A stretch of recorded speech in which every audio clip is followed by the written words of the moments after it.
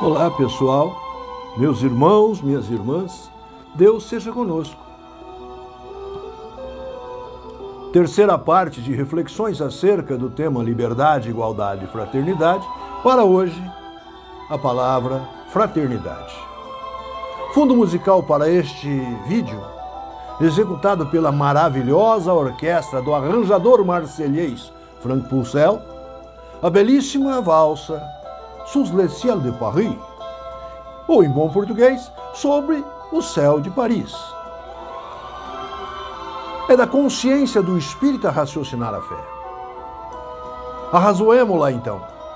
Entretanto, caríssimos e caríssimas, voltados a uma razão com os amorosos olhos da caridade, a fraternidade. Sigamos então as definições etimológicas, vernaculares e filosóficas desta palavra. Tem esta palavra sua etimologia no latim fraternitas, indo ao português fraternidade. Ao buscarmos a definição léxica da palavra fraternidade, descobrimos que é um substantivo feminino, abstrato, dando sinônimos, em primeiro lugar, à irmandade com relação de parentesco que há entre irmãos. Mas mais do que isso, descobrimos ser um afeto que se demonstra por quem não se conhece, verdadeiro amor ao próximo. Todavia, fratellos mios, para a filosofia, fraternidade é conceito com profundas conexões aos ideais de liberdade e igualdade. E este trinus verbos forma o tríplice apoio da pedra fundamental do revolucionário pensar francês: liberté, égalité, fraternité. Então, liberdade, fraternidade e igualdade. E ainda, fraternidade é ideal que estabelece o hominal social. Escolha consciente pela vida em sociedade, estabelecendo com os seus pares relações de igualdade. Haja vista que na essência nada há que os diferencie em hierarquia. São fraternos, são irmãos, que no dizer abençoado de irmão X, pelo lápis psicográfico de Francisco Cândido Xavier, o nosso Chico, assim asseverou, aspas, nada obstante a defecção de Caim e ao abandono de José, filho de Jacó, o nome irmão é talvez o título mais doce que existe no mundo. Fecha aspas. Este conceito é pedra angular para a plena configuração da cidadania entre os homens, que, por princípio, todos os homens são iguais. De Sartre, filosoficamente, fraternidade depende da liberdade e da igualdade para que cada conceito efetivamente se manifeste. Para isso é preciso que se valide os demais. São interdependentes, portanto. É vocábulo que eventualmente se confunde com a expressão caridade, solidariedade. E não obstante tenham significados radicalmente diferentes, a fraternidade expressa a dignidade de todos os homens considerados iguais e assegura-lhes plenos direitos sociais, políticos e individuais. Findas as reflexões conceituais, vocabulárias, filosóficas da palavra, passo, doravante, ao raciocínio meu, um espírito agnóstico em Jesus que a mim próprio denomino. Em obras póstumas de Allan Kardec, tem-se um capítulo que trata em especificidade da liberdade, da igualdade e da fraternidade, onde o nosso codificador Allan Kardec leciona ser a fraternidade, na acepção do termo, um resumo de todos os deveres entre os homens, continentes do devotamento, da abnegação, da tolerância, mais do que isso, da benevolência e da indulgência. Considerou Kardec que, do ponto de vista para a felicidade social, tem-se em primeiríssima linha a fraternidade, pois, sem a fraternidade, não haverá nem igualdade e nem liberdade. Sérias e responsáveis, asseverou-nos Allan Kardec.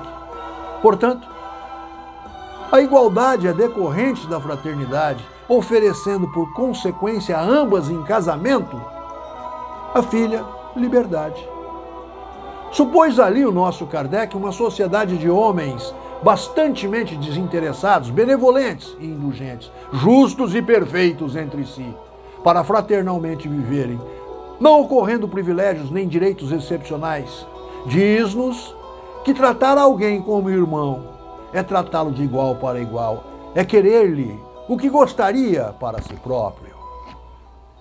Em ligeiro raciocínio, depreenderemos que o inimigo maior da fraternidade altruística é o egoísmo, pois um é a negação do outro, e que o grande inimigo da igualdade é o orgulho, orgulho que onde estiver deseja primar, dominar, viver de privilégios e de exceções.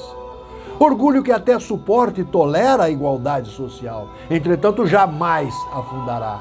E na primeira oportunidade, na primeira conveniência, destruirá a igualdade. Assim sendo a liberdade filha dileta da fraternidade com a igualdade, tem por igual a liberdade, por inimigo de morte, o egoísmo, o orgulho.